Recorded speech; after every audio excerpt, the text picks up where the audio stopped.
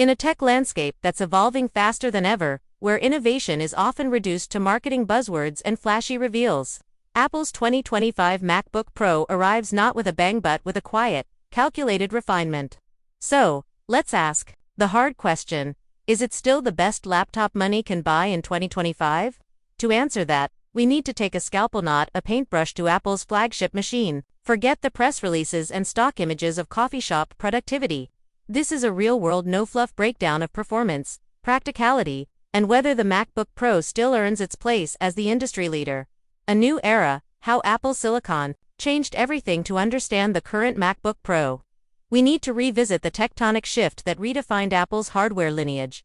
The transition from Intel to custom in-house silicon. That wasn't just a chip swap, it was a philosophical reset. Prior to this move, power users leaned toward performance-heavy Windows laptops, particularly the likes of the Dell XPS line. Apple laptops, though elegant and dependable, weren't often considered heavy-duty machines for tasks like 4K video editing, code compiling, or advanced creative workloads. Then came 2020. The M1 chip dropped like a hammer, and within months, Apple turned the performance conversation upside down. Battery life, thermals, processing speeds, every metric got a shockwave. It didn't stop there. Apple built momentum through the M1 Pro, M1 Max, M2 series. And now in 2025, we're looking at the fourth generation, M4 Pro and M4 Max. These chips are the silent powerhouses inside the latest MacBook Pros. The leap isn't just about raw performance anymore, it's about intelligent efficiency. Apple's chips balance brute force with battery finesse, offering something rarely seen in high-performance laptops: consistent, sustained performance without sacrificing battery or portability.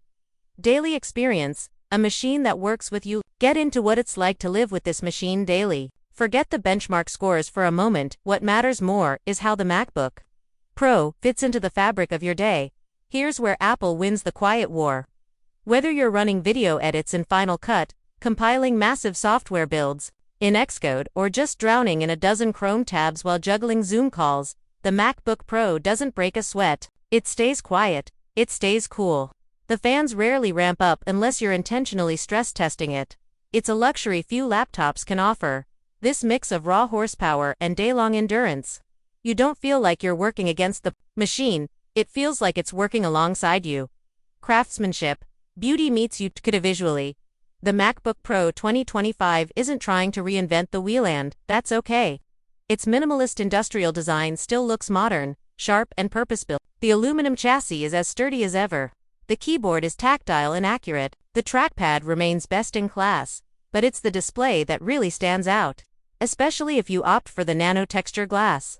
This newer display coating dramatically cuts down glare and reflections, which makes working under harsh lighting like near windows or outside much easier. Yes, there's a minor trade-off in contrast, but the benefit to eye comfort makes it a worthy upgrade for most. 2 sizes. To philosophize, the MacBook Pro still comes in 2 sizes, 14-inch and 16-inch, and choosing between them comes down to how and where you work. 14-inch, portable, nimble, lighter. Perfect for users who travel, work in dynamic spaces, or value flexibility. 16-inch, spacious, immersive, heavier. Ideal for creatives who need more visual room: video editors, animators, photographers. Both models can be configured with either the M4 Pro or M4 Max. So the choice is more about screen real estate and portability than capability. M4 Pro versus M4 Max. How much power do you really need? At the top of the spec sheet, you'll find configurations that border on absurd. M for Max. 192 GB of unified memory, 8 TB of internal SSD storage. That's workstation class power in a laptop form factor. But here's the reality: most users don't need that level of firepower. Unless your workload involves 3D modeling, real-time simulation, or cinema-grade post-production. The M4 Pro chip is already overkill for daily tasks, even for professionals. In fact, many people could use this machine for 5 to 7 years without ever bottlenecking the performance. That's part of Apple's dilemma. Their laptops are now so powerful that upgrading yearly isn't necessary anymore. The performance ceiling is already higher than most people need. Battery life that defies expectations. One of the most impressive aspects of the M4 generation is just how much energy it sips.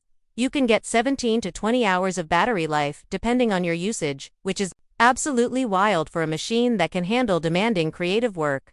No hunting for power outlets. No throttling under load. Just uninterrupted performance, whether you're in a meeting, editing footage, or on a long-haul flight. This level of endurance paired with consistent speed is something that still feels futuristic, even now. Ecosystem magic. More than a laptop, Apple's ecosystem strategy is no secret, but it continues to be one of the strongest reasons why people stick with the MacBook. Everything connects effortlessly. Copy text on your iPhone, paste it on your MacBook, answer calls or texts without reaching for your phone, transfer files instantly with AirDrop, seamlessly hand off tasks between devices. This isn't just convenience, it's the kind of cohesion that subtly increases your productivity over time. Every Apple device complements another, and for users already in that ecosystem, adding a MacBook Pro just feels like plugging another module into the same smart system.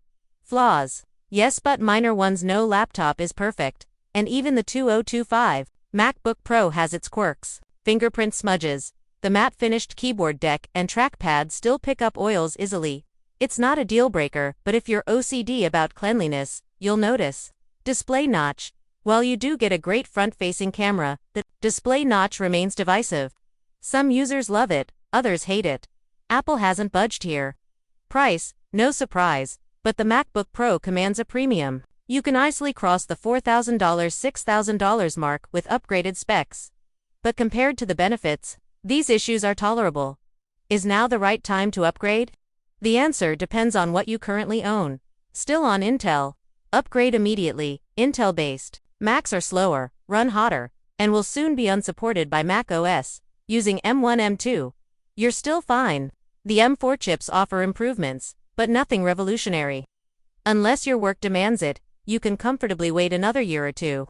Own an M3, probably not worth jumping unless you need specific new features, like nano texture glass or higher unified memory options. In short, if you're on Apple Silicon already and your MacBook Pro is less than 2 years old, you're still ahead of the curve. Final verdict, still the best. So, back to the big question. Is the 2025 MacBook Pro still the king of laptops? Here's the truth. Yes, but with a caveat. Apple's approach in 2025 isn't about jaw-dropping change. It's about quiet evolution, a machine that was already leading the pack. The MacBook Pro 2025 doesn't try to reinvent itself, because it doesn't have to. Its strengths lie in its relentless consistency, industry-leading battery life, top-tier performance, flawless ecosystem integration, premium build and display, options for every kind of professional. If you're a creative, a developer, a power user, or just someone who wants a laptop that will last nearly a decade, this machine remains the benchmark. Is it for everyone? No, it's not cheap, and not everyone needs this kind of performance. But if you're the kind of person who values reliability, power, and that signature Apple polish, then yes, the 2025 MacBook Pro is still the undisputed champion.